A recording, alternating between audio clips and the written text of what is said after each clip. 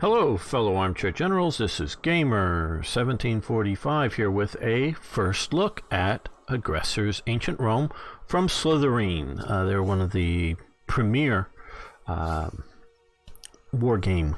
That and they're I'm not exactly sure the relationship Matrix game. Bit of an older name, but they're owned by the same group of people or company, or I don't know exactly how they sort of define themselves. I'm sure the Slitherine guy probably wish I had a better definition than that. But yeah, this looks great. It's obviously by the screenshot you're seeing here and the title. It's set in ancient Rome. It's a game that's coming out very, very soon. As I'm getting ready to make this. So this is going to be a first look at it. I started up once, just looked a little bit at the tutorial. And so we're going to go through the tutorial, because I think it would be helpful to any new players to take a look at that and sort of get a concept of what the game is going to be like. Okay, we're going to hit new game here. We're going to do ancient world. It does have a customized world, so if you want a how do I put it? A non-standard sort of world, something to explore that's new and different, you can go down that thing. And did I say that so far this looks great? We're going to see how well it is. Got a bunch of playable Celtic tribes, Dacian tribes out in Iberia, Spain, German,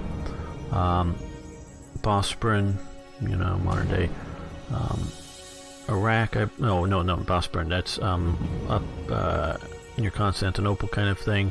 The Seleucid Empire, Macedonia, Athens, Spartan, the Ptolemaic. That's Egypt, Carthage, and Republic of Rome. Which we're going to do the Republic of Rome. We're going to start with come on. There we go. Game difficulty medium, realistic, but what we're really looking here is run simple tutorial, run advanced tutorial. So we're going to start that out. Obviously you can uncheck those if you already know what you're doing. And so yeah, so there's the Italian peninsula there.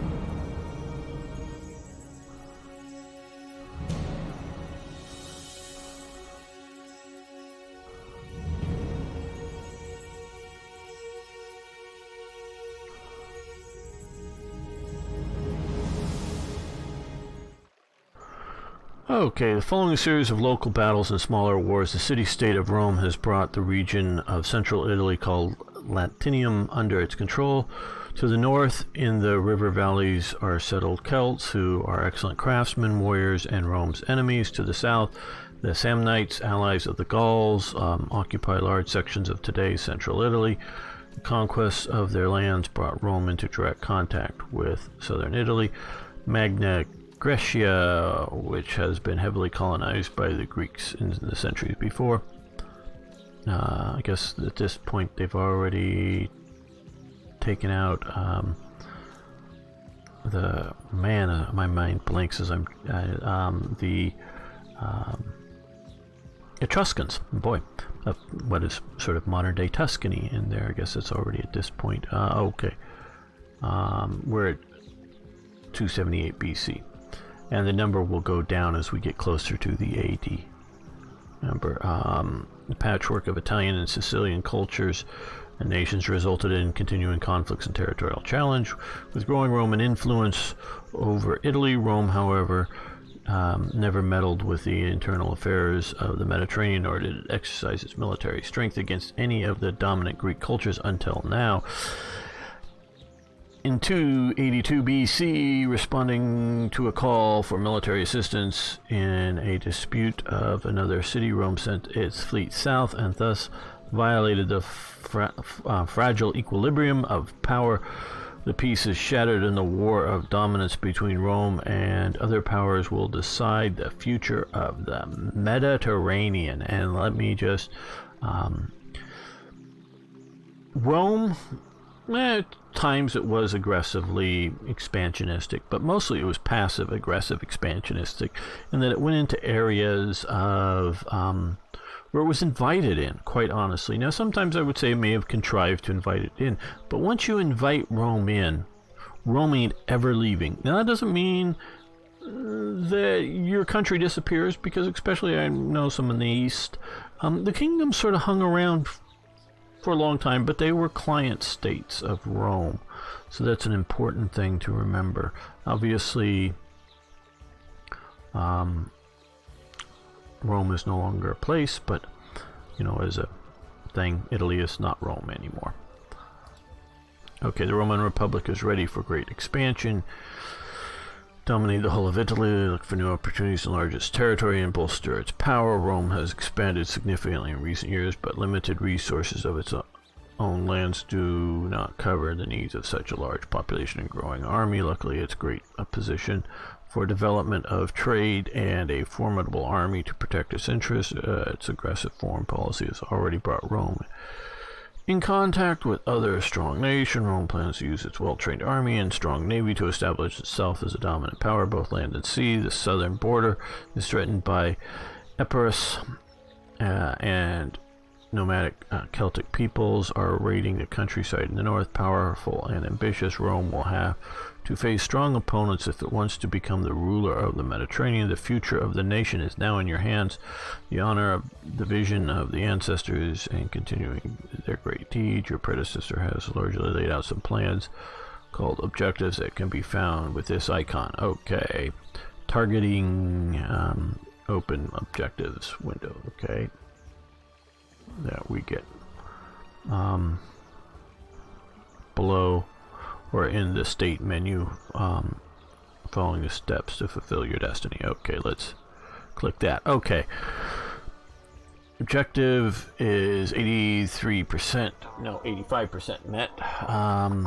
Dominance over the Italian peninsula is crucial in establishing a strong state. Powerful opponents are waiting for any opportunity to create a base in the southern region and open the door to the Roman Republic. Military power. Roman Republic is a growing military power which will challenge its leading position. We should modernize and improve both the attack and defense forces to show our military dominance. Sicily, okay, well, just 25%. We need to basically, I guess, a 4 times bigger army and possibly technologically improved. As you're seeing here, a guy in, we'll call it a toga, though that really isn't a toga. The toga is more of that he's sort of wearing here. It's not the white bit, it's sort of the red, because as you're sort of seeing, well, maybe a little bit more of this guy, Romans, for the most part, dressed in a long shirt that was belted about the waist. Trousers, we think of as a male garment nowadays, weren't really that much of a male garment, except for horse riding cultures. So and Rome was never much of a horse riding culture. Not that they didn't ride horses. The equites, I'm probably butchering that to some degree, those were the class group of people, and they're getting their name from the equus, the horse. So yeah, those people, of course, when you're riding a horse, you don't want to wear a skirt. Also, the other group of trouser wearing peoples are people who drive cars. Women wear skirts and drive cars, but when I've ever worn a kilt and drove a car, doesn't feel natural. Okay, Sicily is a stepping stone for creating a strong base in the Mediterranean. It is strategically important, and it guards the entry into the coastal areas of the empire and the springboard for territorial expansion overseas. And Syracuse is here, which is very much of a Greek colony of long standing by this point. Rome is an expanding city. Importance. Okay, so we just city walls. Greek friendship. Greece is important both economically and strategically, and it might be wise to look for allies there who could support our future expansions. Oh, just as sort of an aside note, you know, mentioning they're not much of a horse riding people. Throughout the whole period of everything that you would want to call Rome, the horse, one of the reasons was never so popular is they never had the stirrup. And stirrups, if you ever ride a horse like bareback and then ride a horse with a saddle with a stirrup, you'll know there is massive reasons for wanting to have stirrups, and they never did. That's part of the why they never saw the horse as such an important animal, because they didn't have stirrups. Okay, Greek friendship and modern army. The aspiration of the Republic as a dominant power in the Mediterranean cannot be achieved without superior ground and naval forces. Oh, back to this guy here. Yeah, a lot of the Roman army, especially at this time period, was nearly unarmored. Sometimes they had a little sort of bronze square, and I do mean little chest plate kind of thing, but a lot of it really relied upon the shield and the helmet, and although he's not wearing it, sometimes they had glaives, which are sort of lower leg protectors, but really mostly unarmed. Okay, unarmored, carrying that. Okay, so back to Roman Republic introduction window. Okay, so we saw that. That's this, or we can get it from the state menu, which is probably that thing there, or something, or maybe it's over there. Speak Senatus Populus Quo Roma. Okay, tutorial guide. Welcome to the tutorial for Aggressors Ancient Rome. Short tutorial will take you through the main features and controls of the game. It will take you about 30 to 40 minutes to complete, but you can save the game and come back to it later if you need a break. Yeah, and it may take longer with me constantly talking about things. Okay, the tutorial panel will be displayed at the left side of the screen over here. Throughout the whole tutorial, the I button will help you recall the current assignment and get advice on how to complete the task. This world with a stick pin in it. Okay, don't know if you're going to watch all this, anybody from SP or from Rome Aggressors. The idea of if you're just using it for the tutorial, that ain't big a deal, but the stick pin for me is immersion breaking. Could have easily done like a sword, like a Roman sword or something stuck into the world to be sort of a more period thing. The button will help you find the unit that should perform the current action or find the correct location. Should be this button. That one there will close the tutorial and all the hints on how to play the game. Once there is a new assignment, the buttons that will help you complete it will start flashing. Good. Okay, good. This is good for me. Flashing buttons, need to know where it is. Good. This icon, question mark in the tutorial box, mark your current assignment. Your first is a simple click on the I button. Okay, there we go. We clicked on it. Yay.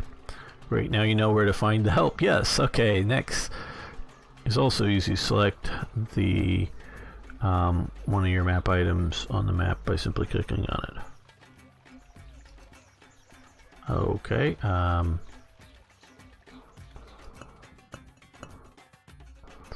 you know how to select a map item. Well, cool.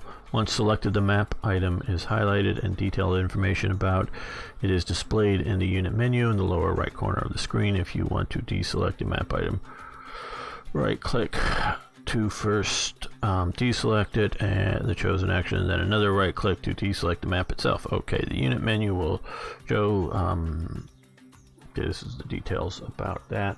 Stone quarry. Stone's important, yes. Unit menu shows important information about the selected map item, its properties and available actions. The round sign at the left edge of the menu represents the special attributes and skills has, and the button at the bottom part of the screen shows available Actions, okay. To investigate easier switch between your active units, you can use this button in the upper part of the unit menu, which will automatically switch from currently selected unit to the next one awaiting orders. Now click on the helmet to switch view to another active unit. Okay. And it's flashing. Okay. Now this looks to be a scout or a settler or something. Okay, let's try to move some of your units. The unit that can be moved is highlighted, and the orange arrow suggests a new location for it. If you don't see any orange arrow on the map, you might need to zoom out a bit and see the larger portion of the map. The pointing down arrow button orders the unit to move to the new location. The game also offers default actions. Make the selection commands move faster when the map item is selected. Move units. Okay. So we have down here in Neapolis. Okay, he's a settler. That's what that is.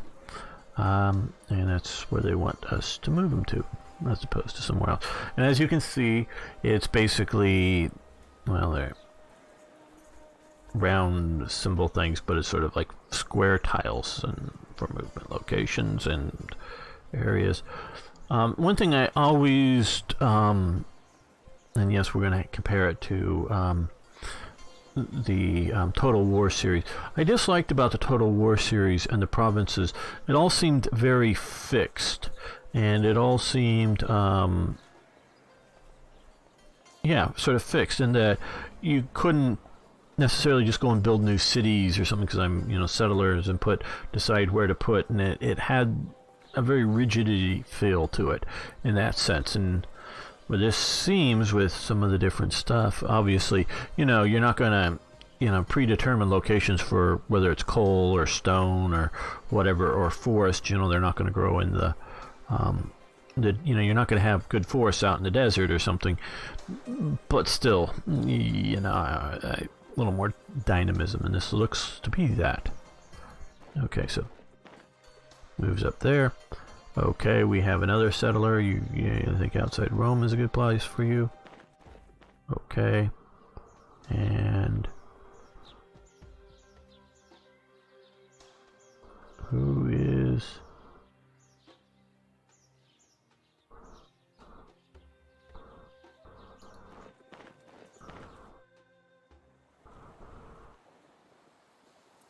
I think we're on the ship.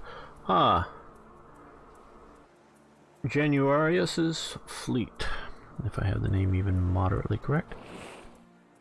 Sail. Okay. Taking a look around. Okay, great. Your orders were obeyed to the letter. The first turn is almost over, but let's spend a bit more time on the game menu in the upper right corner. I almost point with my hand, but need to point up there of the screen. This A button for stylized aggressors, I presume, opens the main menu, and this one, that would be the question mark, displays the game help called Aggressor Library. The other buttons function as normal music and player controls. Okay. Now it's time for the other players to make their moves. Click on the end turn button in the upper corner. Okay, end turn. Okay, well, I like the artwork. And we still get the little clock in that going. The Seleucid Empire. Okay, so we can see, not exactly sure what we see here. Trade relationships or client states, don't know. As opposed to just, fog of war. Okay, fantastic. Completed the first turn, and now you're ready for the next challenge. You might have noticed the date in the upper right corner has changed in the last reports from, okay, so basically it's a year's turn. Displayed at the left edge of the screen if you wish to see exactly where certain events took place in a particular map. Recall the map. Okay. Now we're back. Okay, let's try to build a city. Cities can be built by any mobile units, but the time and the cost vary depending on the unit type. Settlers and Nomads are city builders, so more efficient for using the resources, whereas army units are better used for military purposes. City foundations can be laid only on suitable terrain: grasslands, plains, forests, jungles, hills, scrublands. A new city can only stand on a tile that does not sit adjacent to another city, or that is not already taken by another building city resource. Okay, so let's do it. Order the cities build a new, or order the settlers to build a new city using this button. Okay, so go there and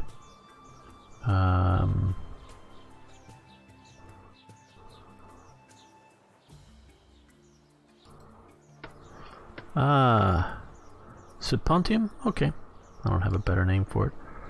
One moment. Great, you laid the foundation of your first city.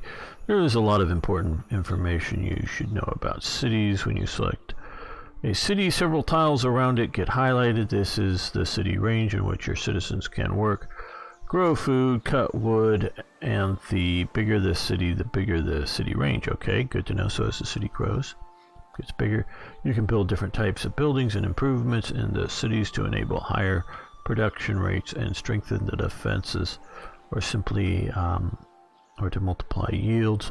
But keep in mind that cities are left to grow and develop on their own pace, have higher production rates.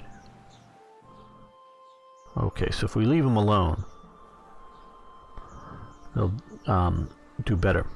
So the game designers here are sort of libertarian types, thinking that government only makes things worse, where people left to their own devices will make the best choices.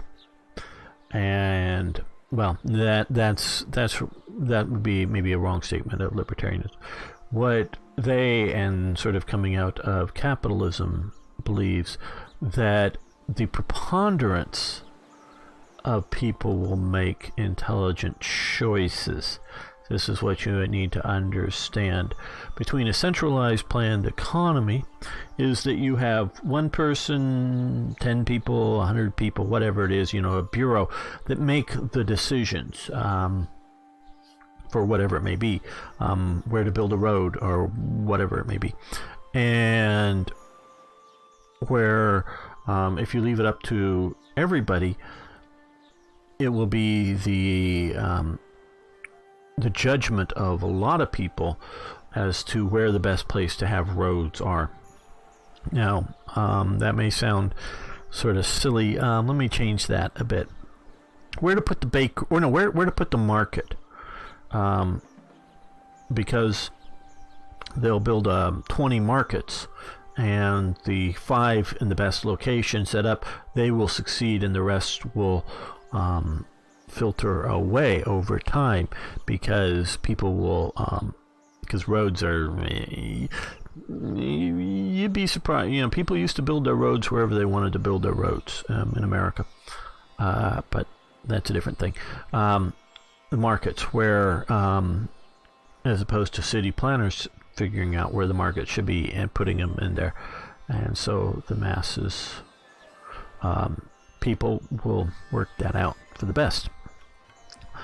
I probably butchered that too badly. Let's give one of your cities a trading improvement. Utilize I think that's a castle.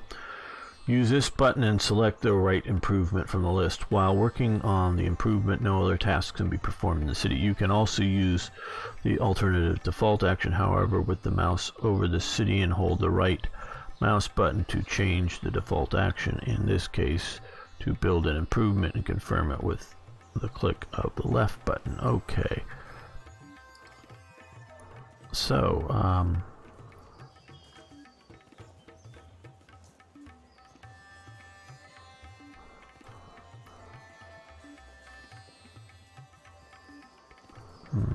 available improvements.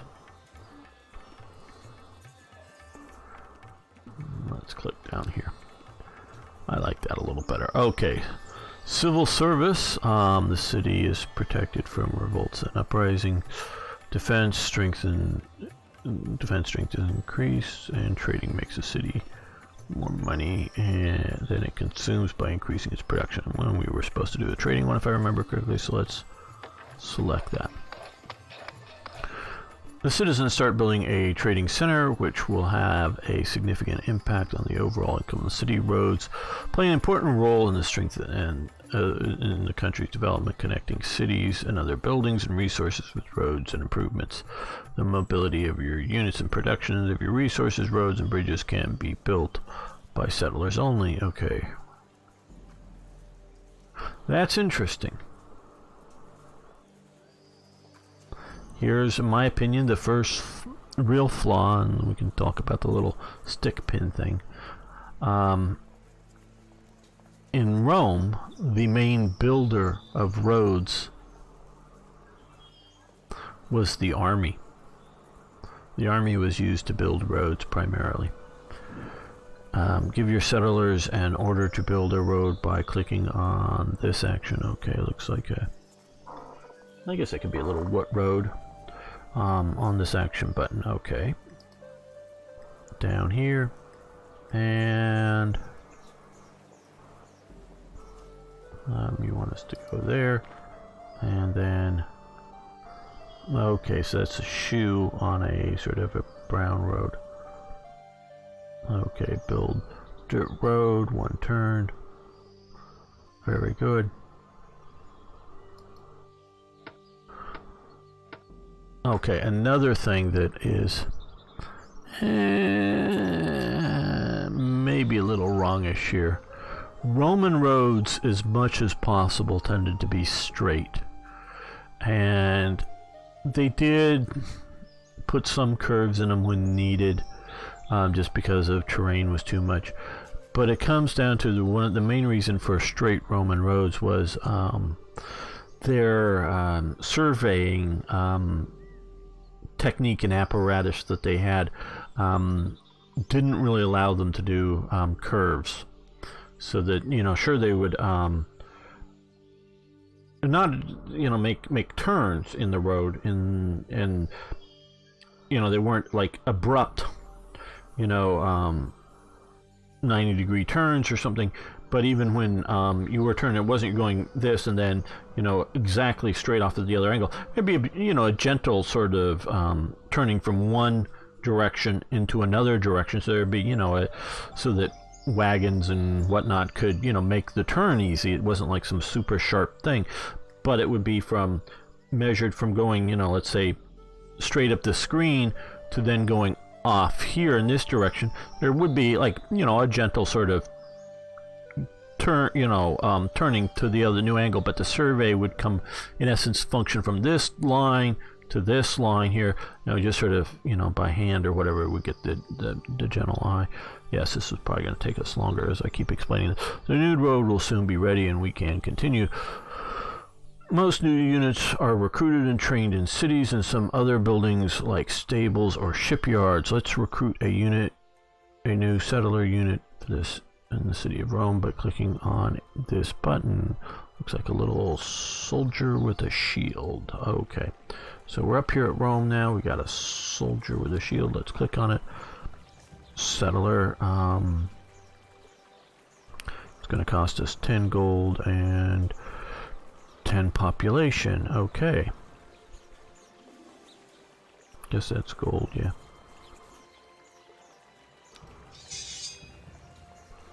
Okay, so far so good. Let's move on to explain a little what you can see on the map and how to navigate it. You can move around the map by using the arrow keys, by moving the cursor to the edge of the map, by using the mouse wheel. When you're holding the wheel down, you can drag the map into a different place by moving the wheel to the center of the zoom. Okay. There are 4 different map items: mobile units, buildings, cities, and resources. Okay. And there are more map items of different classes on one title. Only one of them is visible. Okay. Okay, so each of these tiles don't have to be exclusive. I was wondering about that. So far, this is looking pretty good.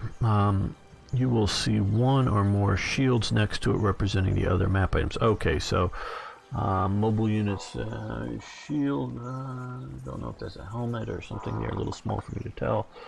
Buildings are green, well, orange, green, blue for cities, and red for resources. That looks like a pile of something. You'll see one or more shields next to it representing the other map items. When there are more units on one title, only the visible one on the map, there is more small helmets displayed above the unit. By clicking on the shield or the helmet, open the list of map items in that tile. At that moment, you will be able to choose the one you want to use. Okay. So, zooming out with my wheel. I'm going to guess that that's a trade route. Yep. Trade route to Carthage, trade route to Massalia. Tile supplied 100%. Okay, so.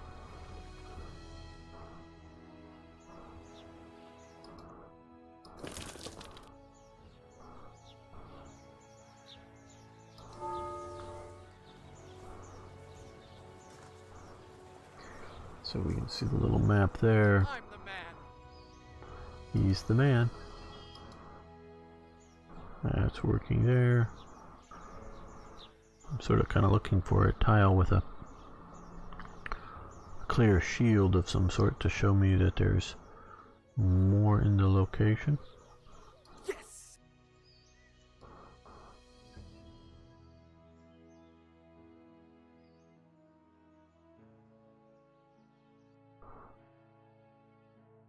Alexandria.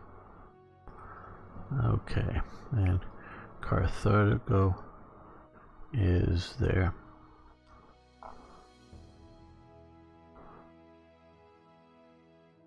Well, the graphics is scaling all right. That's pretty good.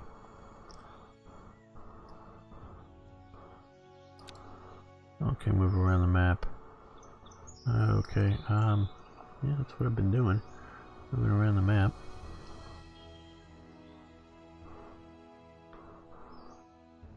Oh, you want me to end the turn now that we've done that? Okay. Guess there was nothing more to do but to end the turn. Ah, somebody's moving around. Somebody who worships cattle, looks like. Or at least that's what their banner has, a cow on it. Oh, I could probably look at the top and see. Excuse me. The third turn is about to start, but before we dive into it, let's take a bit. Let's talk a bit more about the map menu on the lower left corner of the screen that is currently flashing. I'm adding that in the menu. Will help you with orientation on the map. You can plus or minus use the mini map. Okay. Zoom in, zoom out. Quickly move around. If you get lost on the map, you can use the pin button to center the map back on your last selected unit. Okay. That would be that. Okay, good. Now let's continue development of the Empire. Start cultivating lands. Most of your units need food to maintain their functions.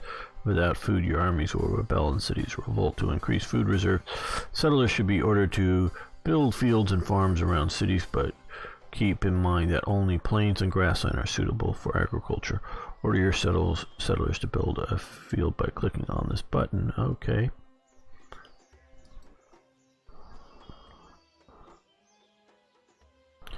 Ah, okay. Which button with a wheat thing in it, I guess, down here. Good. Awesome. Some lands are being cultivated. You can focus on other tasks. You already know how to build a road, and on a particular title, you can also order a settler to build a longer route instead of going through the tiles one by one. Let's give it a try. Click on the button, select the tile where road should lead to. Okay, our builders. So, okay, as you can clearly see, obviously this wants us to go there, but so if we theoretically wanted to build a road down to here and had the thing, we just go, from here down to there, connect, and it would do that, so we don't have to micromanage if we know the task and we know where to go. That is nice. Okay, so you're moving one ahead. Okay, construction. Plans are laid down and we'll let the settlers do their work. The last menu we should talk about is the state menu in the upper left corner of the screen. Here you should find the state window. Okay, yes. There, with the main tools for the state administration, the overview of available resource and progress bar showing technology development not visible if the research is not ongoing. You can build a variety of other buildings that improve your country's infrastructure and make your armies and defenses stronger. New types of buildings become available on the scientific and technological advancements. You can find a list of available buildings by clicking on the button hammer. Okay, this button in the state menu. The blacksmith multiplies the production of neighboring mines. Resources whose production will be affected by the blacksmiths will be highlighted to ensure you choose a good location for the building. Okay, so we're going to come up here. So right now we got blacksmith, shipyards, and temple. And of course we're looking at that. And hammer button here since we've selected that. Great work, blacksmith is almost finished, and so is this turn. But before you end the turn, you should pay more attention to the political developments. The Epirian king is positioning his units dangerously close to your southern border. Yes, I saw that. Move your legions in the turn. Okay. Okay. Now, I guess it's current attack strength is 3 out of 3. Defense Septimius's Legion, and this is Tertinius's Legion. I hope I'm not butchering these too bad.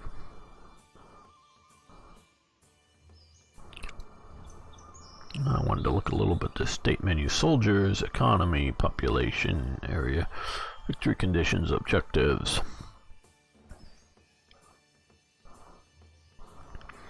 Okay, so gold last turn, coal, stones, iron, food, wood, knowledge, influence, citizens, and happiness. So people are more than 100% happy. Wow, that's really good. More than 100% the people are happy.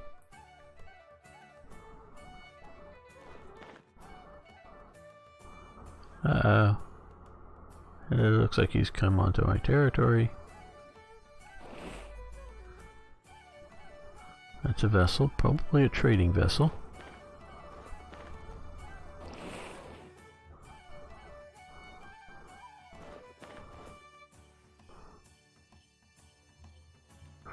Okay, there's some good and bad news. A new settler has finally been recruited, but the political situation in the south has deteriorated.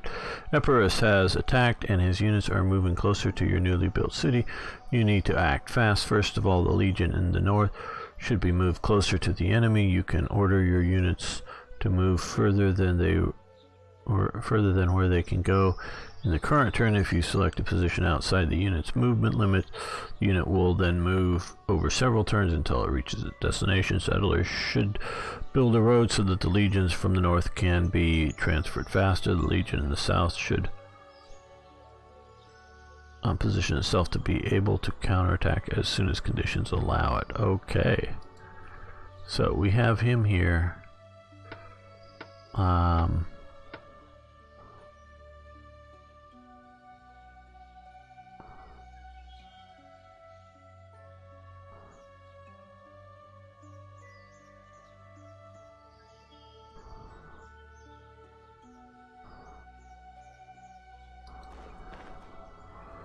So now we have the helmet and this guy here. So, and they were suggesting us build a road. And now we have our soldier who is suggesting to march down to here along the road. And our current guy is going to march there. Okay, although your legion is almost in their positions, you should get ready for the conflict by creating a new recruitment centers into your cities. All cities and some buildings can specialize in recruiting certain unit types. Specialization is shown under the city's name of the unit menu. You can change this. In a city or building is specialized, you can start recruiting new units by clicking on this button. Let's change the specialization of the city of Roma. A new recruit and recruit a new Principes Legion in Neapolis. Okay.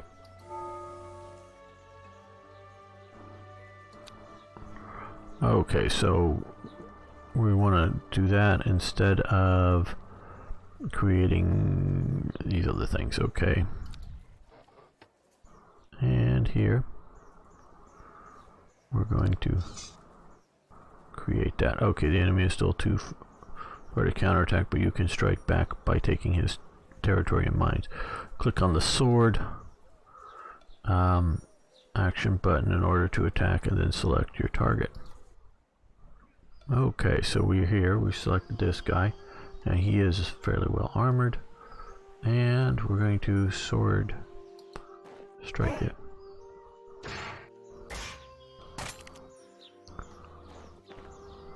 Okay, so Roman Republic, Septimus's Legion. Okay, we had some casualties. Unit experience, very good. Stone quarry, production, army morale. Killed a bunch of people.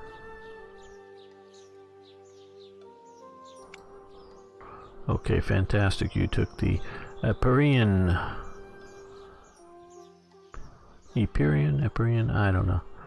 Mines. Make use of your naval units as well and move them towards the coast of Epirus to get more information about the movements of his armies. Okay, there we go. Let's zoom out.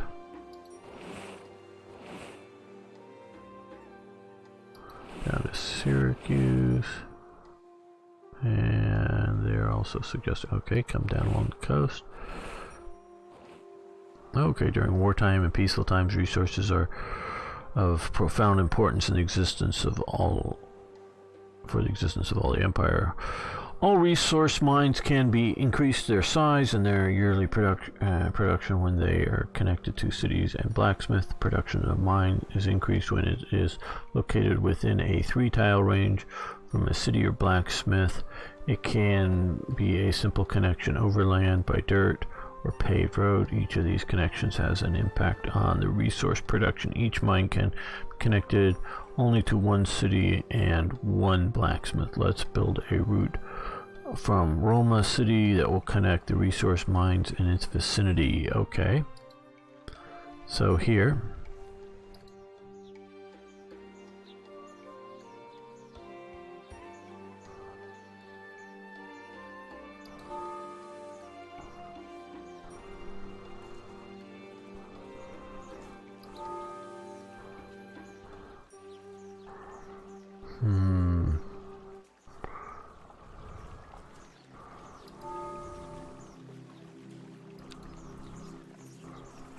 okay. I think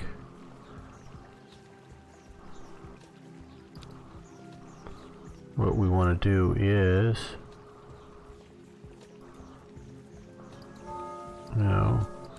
him.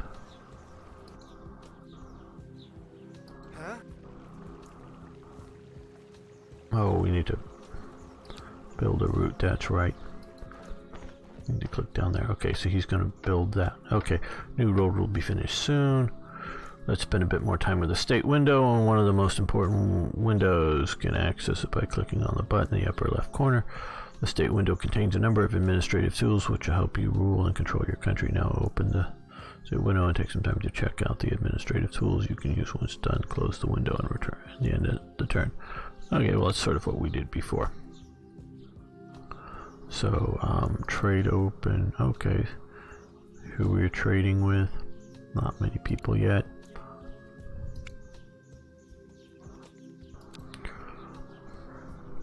Foreign relations, okay.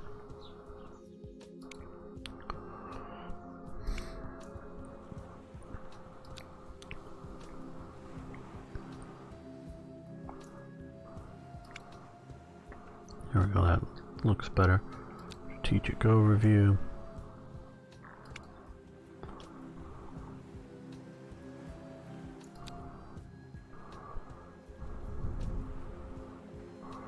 Good, we're even getting higher happiness. Well, very good.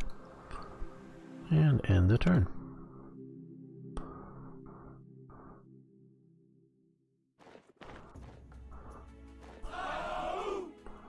Uh-oh. We're beating up on our army. Actually killed it.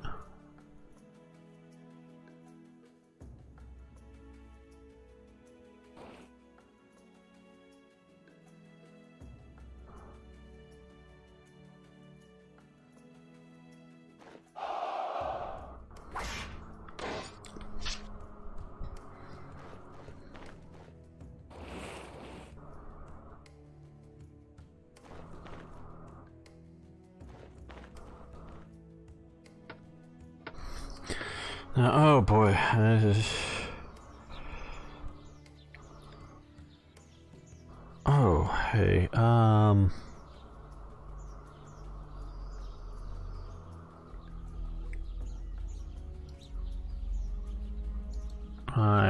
looking something up right now.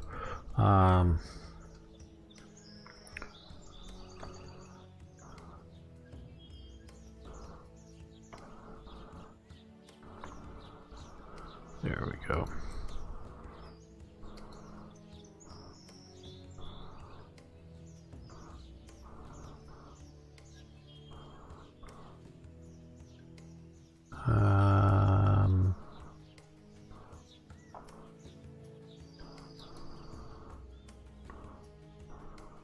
Oh, that's it. Fields of Glory 2. Slitherine has a great game. I've not played it yet, but I've seen it played, called Fields of Glory 2. It is a very, very well done. Like I say, I've seen it streamed live. And here, actually, we will switch over to this. As you can see here, just real quickly, it does full screen. There we go. It's a very sort of miniature war games look at combat. Much more of a miniature war games, I would say, than Total War series. But it would be sort of cool to, I think we already saw that one, but this, to have that integrated to this so that you guys can play that instead of just the strategic level, because I do sort of like that with Total War, but this is looking really good. But it would, obviously these are two different games, but they would mesh really well. Okay, the situation becoming serious. New Epirean reinforcements reach the south of Italy, and one of your legions have been completely destroyed. Yes, I noticed that. You have to strike back with even greater force. Okay. And you move up to there. And you come this way.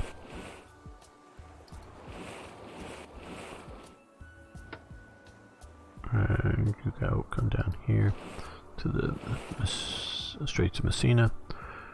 You are in a difficult position, but you still have to maintain the country. The mine you seized last turn is damaged. Damaged cities, buildings, and resources can be repaired in a few turns by clicking this button, the hammer button. Now, the reason, or one, and probably the biggest reason Rome was able to come to such dominance was that its army came from its citizenry, the great masses of its citizenry.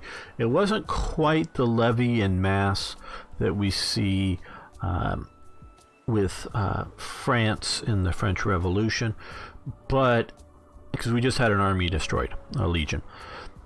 Most of these empires out here have a warrior class or group of warriors that are trained.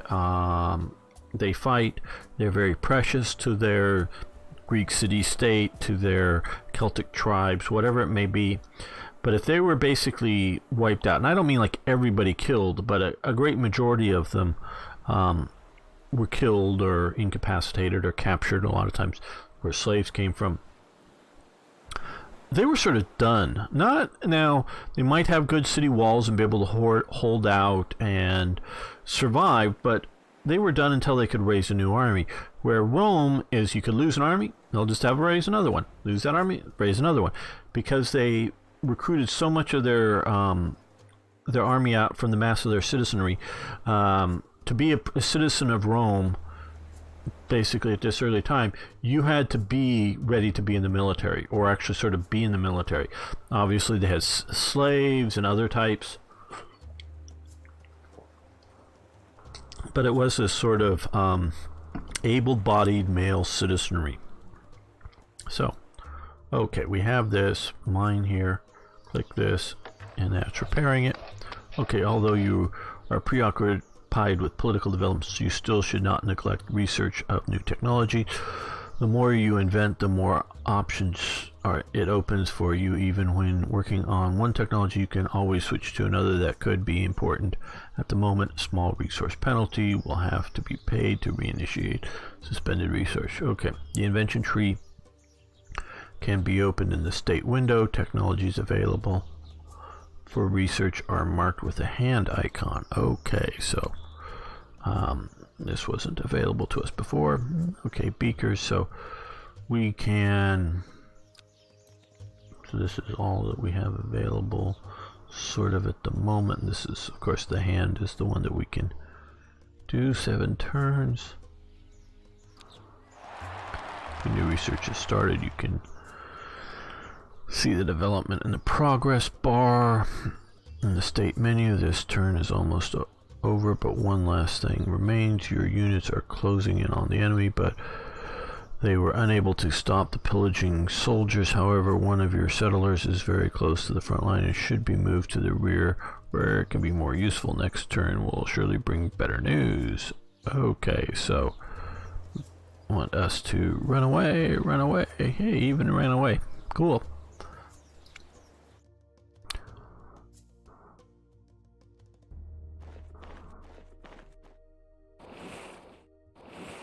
Oh, their little merchant or whatever ship decided to run away. Oop, they're attacking our city. Wang, bang, bang, wang.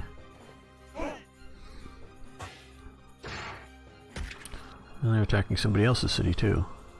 Look like unsuccessful. Oh, hey. Carthage! Ooh, got bloody.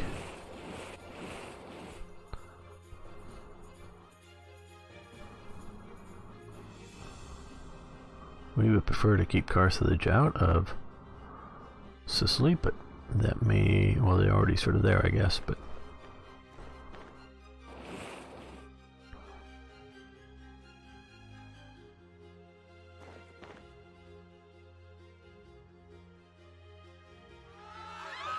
okay. Sapuntium was completely destroyed and all the people either left the city or were killed in riots. The plundering units of the Palinus' army entered the city of Ghosts. The enemy seized and completely destroyed your newly built city. The situation is critical, but news from Sicily that Epirus is also engaged in a war with Carthage there, which would play to your benefit. Your legions are a stone's throw away from the front line. It's time now to show your strength. Okay.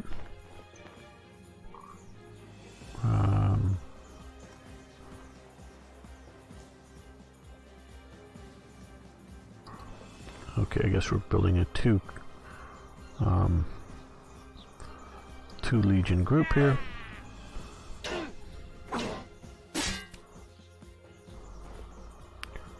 Okay.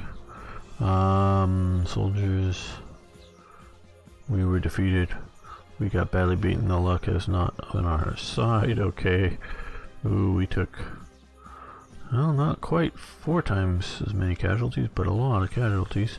No, we had a bigger army.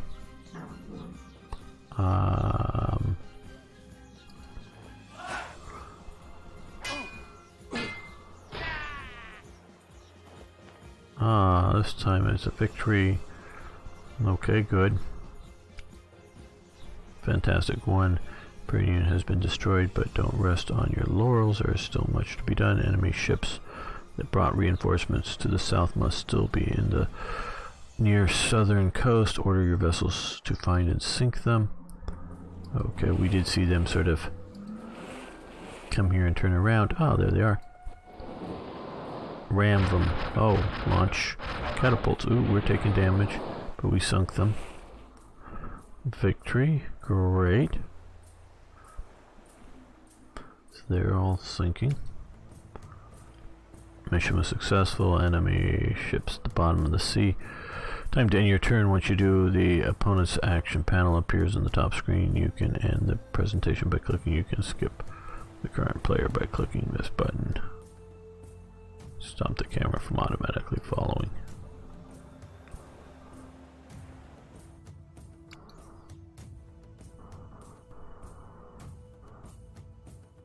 Are you ready?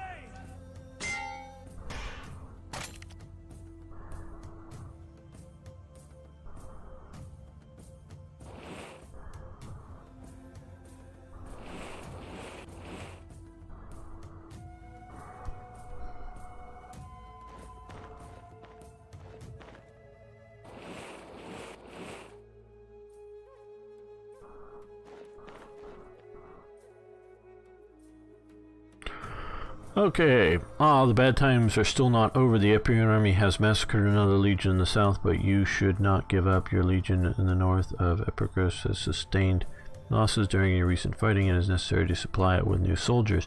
Damaged infantry units can be healed or repaired in cities, mounted units in stables and naval vessels and shipyards that are specialized in recruitment. Once the damaged unit reaches its place, it can be fixed. Click on this button and in a few turns the unit will be back to full strength. Okay. Run away, run away. And okay, yeah. Click the doctor, your second legion is standing ready. Let's follow the enemy and deal him the final blow, an eye for an eye. Okay.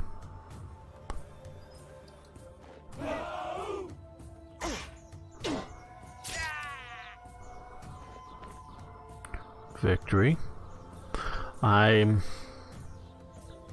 gonna say I'm a little disappointed now that I understood sort of what's happened. It was first one legion attacked and was beaten, then the second legion attacked and it won, as opposed to being able to coordinate and have both the legions. Now maybe there is a way to do that and it's just because this is the tutorial and whatnot, I don't know, but it would be nice to be able to overawe your enemy a bit more and coordinate attacks from, especially when, like, if you will, stacked together as they sort of were both in the same province, or from sort of a little surprised that even I had another unit sort of there, they couldn't coordinate their attacks in different directions. Glorious victories, the gods favor, our gods are favorable to you. The city of Epian is destroyed and cannot be saved anymore, but if you build a new one on its foundation, the construction will be much cheaper than if you start from scratch. You should also take back the southern tip of the peninsula. There is an important gold mine there, and above all, you will isolate the Iberian city and have it within your grasp. Okay. So, and build a town. Yep, we're gonna call it that. And okay, come here, take that, take the gold mine. Whack, whack, bang, bash. Get that victory, yay. So now he's isolated. Okay, that makes sense.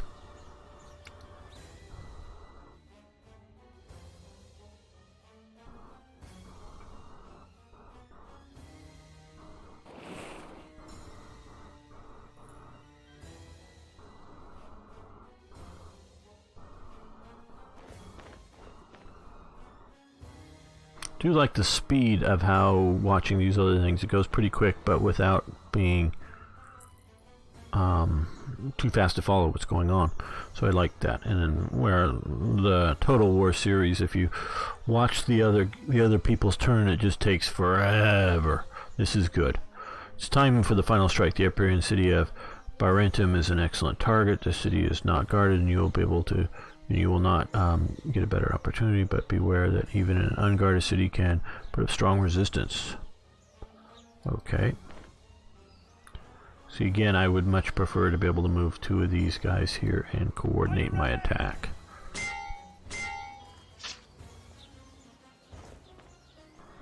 Okay, obviously not needed, but still like to be able to do that. Because the city could have theoretically, been defended with the units inside of it. The city of Barinum has been taken. As with the seized mine, the city is damaged and needs to be repaired. If left in this state, its production will be diminished as people will rebel. The situation does not improve quickly. They will leave the city. Okay, so we want to do this: repair and repair. Okay, see, I learned enough that I didn't have to think about it. I just knew how to do it. Is repaired in almost all of the southern Italy is in your hands. There are many tools that you can use to forge new foreign relations and change existing ones. To open the political map, you can click on the button in the map unit in the lower left corner, or you can go through the state window. The map reveals quickly who your enemy is and who is on your side. By clicking on the individual banners on the political map, you can start a diplomatic mission.